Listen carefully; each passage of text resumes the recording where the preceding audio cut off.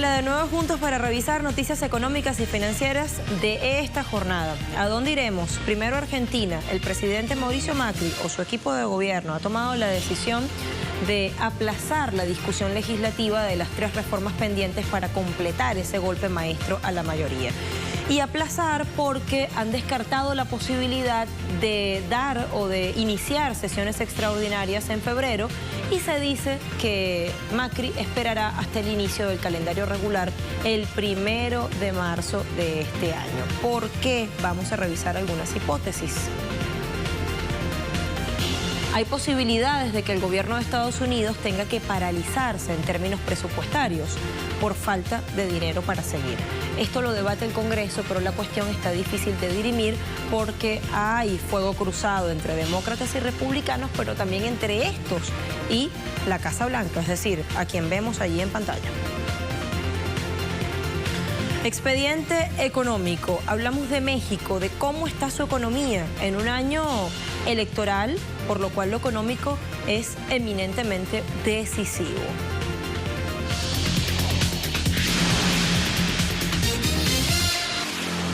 Lo que ya adelantábamos en nuestro primer titular. Finalizadas esas vacaciones de 3 semanas consecutivas en el Country Club Cumelén, en Villa La Angostura, al presidente Mauricio Macri finalmente le toca trabajar y encabezar la primera reunión de gabinete de 2018. Eso ya ocurrió. Al término, el jefe de gabinete, Marcos Peña, anunció que no habrá sesiones legislativas extraordinarias en febrero, como en un principio se pensó, por lo cual la discusión de las 3 reformas impopulares que le van quedando pendientes al macrismo se daría en marzo si es que antes no las convierte en ley vía DNU, vía decreto de necesidad y urgencia. ¿Qué explica esta decisión? ¿Cuáles de todas las reformas pendientes es la más polémica? Lo vamos a revisar. Medios argentinos incorporan entre sus versiones que la decisión podría deberse a que ha sido muy alto el costo político que significó para el macrismo la aprobación de la controversial reforma previsional y la brutal represión desatada contra manifestantes pacíficos y comunicadores. Entonces, ha preferido el equipo de Macri esperar que bajen las aguas para emprender la segunda parte de la arremetida impopular. Otra de las razones bien podría ser, y no excluye la primera, que Cambiemos no tiene los votos necesarios para hacerse del visto bueno en las reformas restantes y prefiere hacer el lobby necesario que garantice esas mayorías requeridas. Sin embargo, el jefe del gabinete, Marcos Peña, dejó abierta la posibilidad de la ausencia de sesiones extraordinarias en el Congreso sea suplida por la aprobación vía presidencial a través de los conocidos decretos de necesidad y urgencia, DNU, con los cuales Macri ya ha modificado más de un centenar de leyes que la oposición busca impugnar tanto en el Congreso como en el Poder Judicial. En el cóctel, cuya discusión parlamentaria fue postergada para marzo, figura la reforma laboral como la más polémica, porque plantea la eliminación del pago de horas extra, aumento de la jornada laboral, desprotección del trabajador frente al patrono, porque dibuja una falsa concepción de relación entre iguales, la limitación de los juicios laborales, incluyendo los que tengan que ver con blanqueo, así como la exclusión del proyecto de ley de los trabajadores autónomos. Esto ocurre mientras el gobierno pretende imponer el techo de 15% a las paritarias de 2018. En otro asunto, productores ecuatorianos invierten en empresa internacional para distribuir banano en Suecia. Agrobank Nordic es el nombre de esa empresa que inauguró sus operaciones en Helsingborg, en Suecia, a fines de 2017. Esto permite que la producción de la Corporación Regional de Bananeros Ecuatorianos Agrobank llegue a ese mercado con marca propia. Los ejecutivos se han planteado como meta 2018 tener importaciones de 6 contenedores semanales provenientes de Ecuador. Esto generaría un nuevo concepto en la comercialización del banano en la región nórdica. En 2016, Suecia importó banano ecuatoriano por 21.57 millones de dólares, mientras que en octubre de 2017 las exportaciones de este fruto ascendían a 33.47 millones de dólares, convirtiéndose en el segundo proveedor en el mercado sueco, específicamente de banano, detrás de República Dominicana.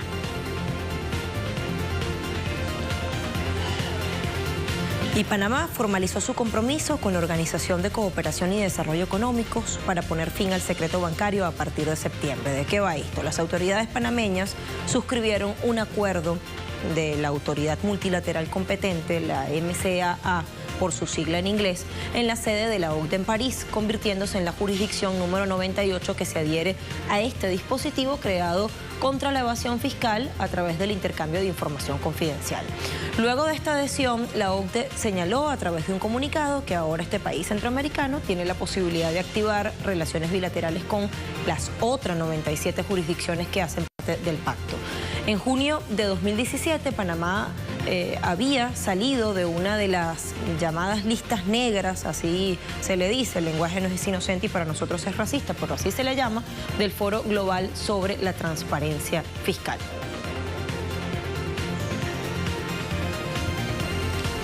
Sabemos que Latinoamérica está siguiendo muy de cerca la agenda que está cumpliendo nuevamente el Papa Francisco en esta región y que ya le tienen en Chile, específicamente en su segunda jornada consecutiva. También hay mucha expectativa por lo que ocurrirá en Perú, que será la segunda y última escala de este periplo por el continente.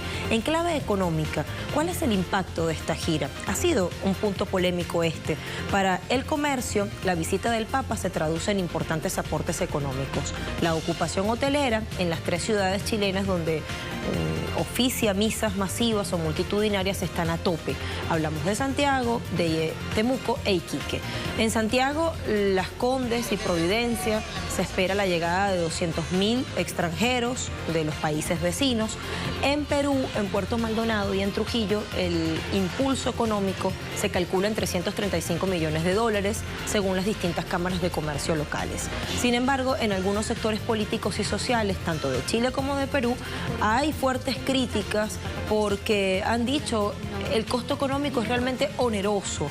Todo lo que ha tenido que erogar tanto un Estado como el otro para que una visita de esta naturaleza sea posible con toda la logística que esto implica. Entonces la gente se pregunta qué podría hacerse con ese dinero en lugar de organizar una visita de esta índole. Tal vez habría podido ir ese dinero, por ejemplo, en Perú para los damnificados por el fenómeno climático El Niño Costero, o tal vez esos 11,5 millones de dólares de los presupuestos estatales que se dice se están invirtiendo para el desarrollo de esta agenda podrían haber ido para paliar la pobreza o para financiar más educación.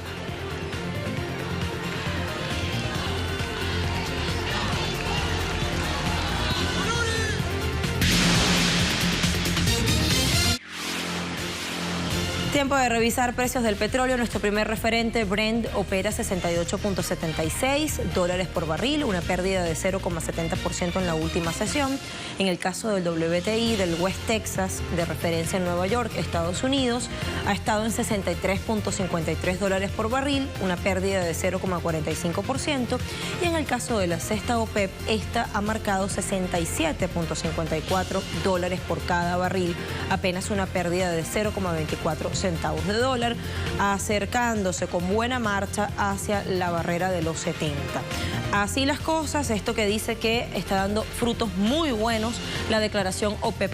Nos vamos a nuestra primera pausa y al regreso vamos a hablar de eso que planteábamos en titular en forma de pregunta. ¿Será acaso que Estados Unidos se queda sin dinero para continuar con sus acciones ejecutivas? Hay una fuerte polémica, ya les cuento.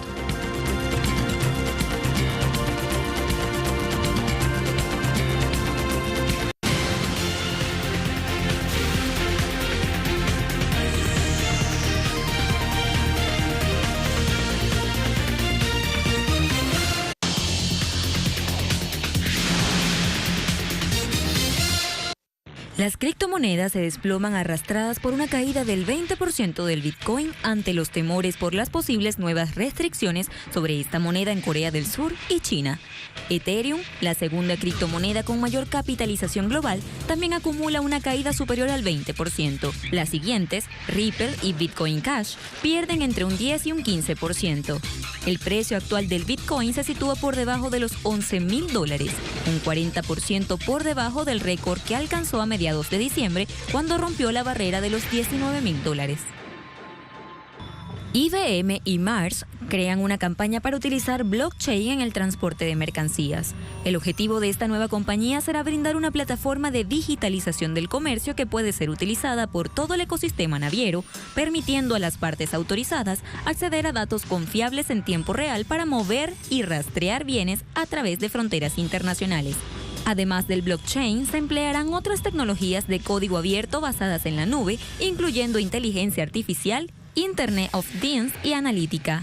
Según IBM, los fabricantes, líneas navieras, promotores de carga, operadores de puertos y terminales, transportistas y autoridades aduaneras y, en última instancia, los consumidores pueden beneficiarse de estas nuevas tecnologías.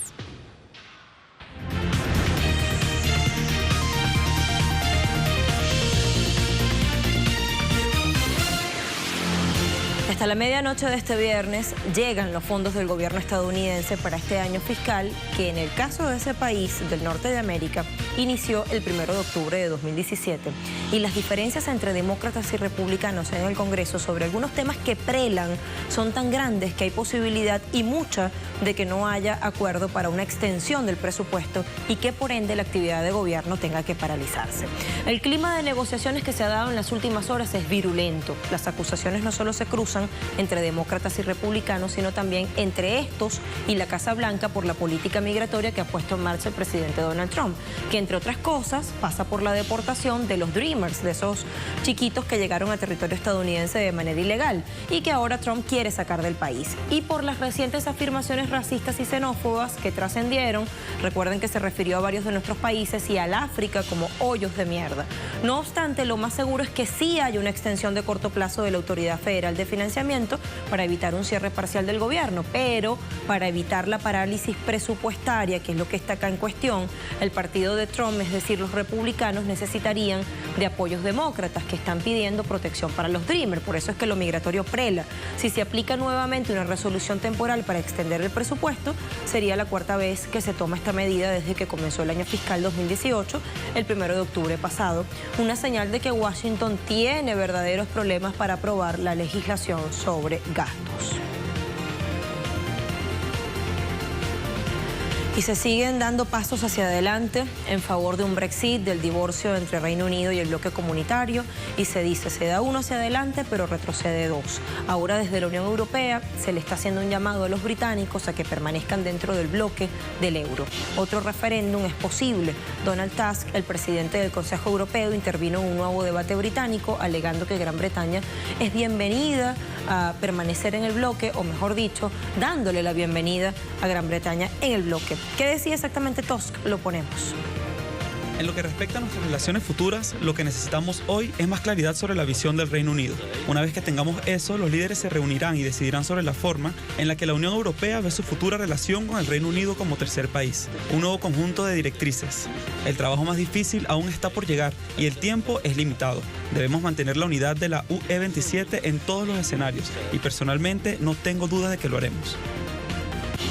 Mientras tanto, la primera ministra de Escocia, Nicola Sturgeon, insiste en que la única posición sensata tras el Brexit es que el Reino Unido permanezca en el mercado único y en unión aduanera, y dice que no llegar a un acuerdo positivo sería realmente un escenario perjudicial de caos, de desestabilización, y advierte que si el escenario es que no se logre un pacto comercial con los socios europeos, el Producto Interior Bruto de Escocia se reduciría 8,5% para 2030. Se habría visto reducido en esa cantidad, lo que equivaldría a una pérdida de 14.300 millones de euros por cada año, es decir, 2.600 euros por habitante si lo vemos per cápita.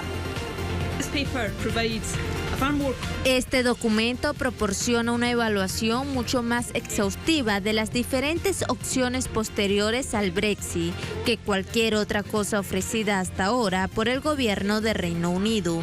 Demuestra sin lugar a duda que si el Brexit debe continuar, permanecerá en el mercado único. Es la única opción que tiene sentido. En las próximas semanas y meses, el gobierno de Escocia está listo para trabajar con otros para minimizar el daño del Brexit. La evidencia es absolutamente abrumadora. No queremos salir de la Unión Europea. Escocia no votó para abandonar la Unión Europea. Pero si el Reino Unido abandona la Unión Europea, la posición de compromiso debe continuar siendo la membresía del mercado único y la unión aduanera. Cualquier otra cosa va a ser un caos. Fuentes europeas confirman que la UE tiene previsto sacar de su llamada lista negra de paraísos fiscales adoptada en diciembre último a Panamá, Corea del Sur, Emiratos Árabes Unidos, Barbados, Granada, Macao, Mongolia y Túnez. Supuestamente los países nombrados presentaron compromisos de alto nivel político, por lo cual ahora estarán en la lista gris o intermedia, que incluye a todos esos gobiernos que no cooperan en materia de fiscalidad con el bloque común, bien sea por la erosión de la base imponible, por traslados de beneficios de un territorio a otro, aun cuando sea ilegal, pero que han adquirido el compromiso político de corregir, de revertir esta situación. Este cambio se hará legal a partir de la sesión del Consejo Europeo, que está pautada para el martes próximo en Bruselas. Esto que estamos diciendo será un punto de agenda sin discusión, solo habrá una votación. De 17 países ahora quedarían solo 9, Samoa Americana, Bahrein, Guam, Islas Marshall, Namibia, Palaos, Santa Lucía y Trinidad y Tobago. Activistas y periodistas de Sudán protagonizaron una protesta en el centro de Jartum en rechazo a la situación económica que está viviendo el país, caracterizada por una alta inflación. La policía reprimió y arrestó a decenas de manifestantes con porras y gases lacrimógenos. Esta situación es convulsa. Los manifestantes que se han dado cita en las calles desde la última semana en varias ciudades sudanesas, con un saldo negativo este fin de semana, por cierto, un manifestante muerto por herida de bala, cobran vida en rechazo a una política de recortes y ajustes adoptada por el gobierno en línea con las recomendaciones del Fondo Monetario Internacional, con ese argumento tradicional de es necesario renovar e impulsar la economía. Este mes, Sudán devaluó su moneda en casi 180%, llevando su valor de 6.7 a 18 libras por dólar, mientras que en el mercado paralelo su cotización llegó a cerca de 29. Lejos de impulsar la economía, como está pretendiendo el Fondo Monetario Internacional, se dice que estas medidas del Ejecutivo están hundiendo todavía más en la miseria a millones de personas en un país donde casi la mitad de la población vive en situación de pobreza y la desocupación o el paro superan el 20%, siendo aún mucho más alto entre los jóvenes.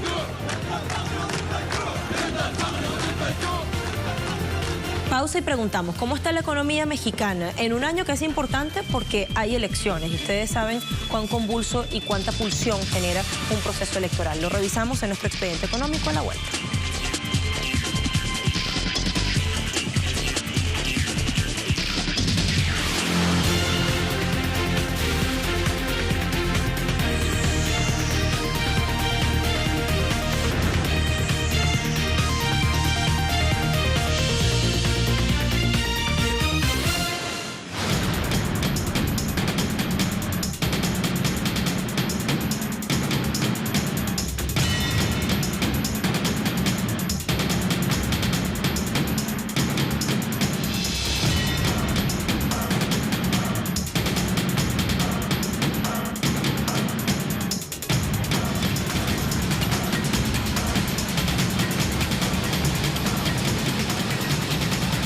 Introducimos nuestro tema. Las políticas del nuevo gobierno estadounidense, incluidos los movimientos de la Reserva Federal de ese país, han hecho mella en la ya resentida economía mexicana, agudizando las fluctuaciones monetarias, cambiarias y comerciales que no vislumbran realmente una perspectiva positiva para este 2018. Como a otros países de nuestra América Latina, a México también le afectó el extenso periodo de desplome de los precios del petróleo, que como se sabe ocasionó una reducción en los ingresos del país, todo lo que entra en las arcas del Estado, y fue utilizado esto como justificación para terminar de completar ese proceso de desmantelamiento de la paraestatal petrolera Pemex y la privatización del sector energético impulsado desde 2014 por el presidente actual Enrique Peña Nieto. A estos desafíos externos se suman los propios desequilibrios del modelo de desarrollo mexicano, entre los que habría que nombrar, primero, crecimiento empobrecedor y excluyente. Es decir, hay un crecimiento pero que no llega a todo el mundo. Alta dependencia importadora que se combina con un esquema primario exportador. Relaciones comerciales muy concentradas en oligopolios. Una baja productividad y una economía cada vez más financiarizada gracias a una política oficial que direcciona cantidad de dinero, masas de dinero ociosas en transacciones financieras con utilidades récord, pero sin reinversiones productivas, que eso es realmente la esencia de una economía financiarizada. El próximo 1 de julio, México elegirá presidente o presidenta, 128 senadores y 500 diputados. Un panorama electoral que agudiza todavía más las cosas, en el cual la economía es verdaderamente determinante, es decir, hay una agitación en mayor medida, se puede decir, del futuro político y por tanto económico, en medio de un fervor popular por la articulación de nuevas propuestas con acciones concretas que rompan con ese ciclo de austeridad social y pongan en primera línea a las mayorías tradicionalmente desplazadas. Es decir, la gente se aferra a esa ilusión histórica de tener una alternativa, un nuevo proyecto de país que les tome en cuenta a las mayorías. De acuerdo con un estudio de la Organización Internacional del Trabajo, entre el 2005 y el 2015, México exhibió la peor evolución salarial de América Latina, con un decrecimiento de 12% del salario promedio real mensual, y registra una tasa de informalidad laboral de 57%, que trae como consecuencia que la mitad de los mexicanos, es decir, 62 millones de personas, no cuenten con una sola prestación social. Hay un sondeo de Reuters que indica que la inflación interanual del país se habría acelerado hasta diciembre pasado a su mayor nivel en 16 años y medio, debido a incrementos observados en alimentos procesados, energéticos y algunos productos agropecuarios. Dicho sondeo agrega que solo en el último mes de 2017 el índice general de precios al consumidor habría subido un 0,57%. Por otra parte, según reporte del Banco Interamericano de Desarrollo, el país se encuentra en la posición 13 de 17 por su baja calidad de empleo con 50,3 puntos, cifra que está por debajo del promedio de América Latina, que se ubica en 57,1 puntos. Dato que indica que México tiene niveles por debajo del promedio regional en dos dimensiones: cantidad y calidad. Adicionalmente, datos del Instituto Nacional de Estadística y Geografía dejan ver que la inversión que realizan las empresas en México se debilitó en octubre de 2017 a un ritmo mayor al estimado por los expertos. Según indica, por la falta de certeza respecto a los prospectos de una renegociación exitosa del Tratado de Libre Comercio de América del Norte, TLCAN, y del panorama político tras las elecciones presidenciales de este año. INEGI agregó también que el consumo privado en México descendió un 0,8% en octubre del año pasado contra el mes precedente, su primer tropiezo después de 2 meses de expansión. Teniendo en cuenta ese panorama que acabamos de describir, revisemos ahora esta información que reseñó en su momento el portal América Economía. Es lo que sigue. Advierten que México podría quedar rezagado en la recuperación económica de América Latina, la que se espera para este 2018. Esto, según el principal economista para la región de la firma Forecast, Rubini Global Economics, Pedro Tuesta, quien dice que en el transcurso de los próximos 12 meses la situación política doméstica podría ser el principal lastre para el crecimiento mexicano, con la inversión todavía demorada y las restricciones fiscales reduciendo el ritmo o la velocidad de su recuperación. Estos no son los únicos retos que tiene la economía mexicana. Hay asuntos en materia financiera, en materia de finanzas públicas específicamente, que México tiene como una asignatura pendiente que tiene que resolver en el mediano plazo, más allá del desenlace del Tratado de Libre Comercio para América del Norte, cuya renegociación, como se sabe, está trabada. Hay una sexta ronda ciertamente que será del 23 al 28 de enero, pero que está trabada y que ahora pende de un hilo por las amenazas de que Estados Unidos pueda retirarse definitivamente. Salga o no airoso México en la renegociación de este tratado, quien se haga de la administración en julio tiene que revisar y solucionar el asunto del costo financiero de la deuda pública. Durante el periodo enero-junio 2017, el incremento de los pagos de intereses fue de 11,5% respecto a igual periodo de 2016. Esto según cifras que entrega la Secretaría de Hacienda y Crédito Público. Y otra tarea pendiente es menor inversión pública, es decir, ha habido menor inversión pública en infraestructura y en otras áreas. ¿Cómo hacer para subir esa cantidad de dinero? Y eso depende del modelo de gobierno que impere. En el primer semestre de 2017, la inversión para el desarrollo de obras públicas como escuelas, carreteras, puentes, gasoductos y hospitales tuvo una contracción de 22,5%. Es la caída semestral más severa de la actual administración federal. Y en 2016, la inversión física representó 12,6% del presupuesto, su menor nivel desde 2002. Y esto, ¿qué dice? Esto habla de una reducción de la inversión pública, que en ese país se conoce como gasto. Y entonces, esto también habla del modelo que está imperando, lo que decíamos. Para que eso se revierta, tiene evidentemente que haber un cambio político, económico, ideológico, sustancial. Hablamos siempre de dos proyectos de país contrapuestos completamente, antagónicos. Así despedimos nuestro expediente y despedimos nuestro impacto económico. Gracias por acompañarnos. Nos vemos pronto.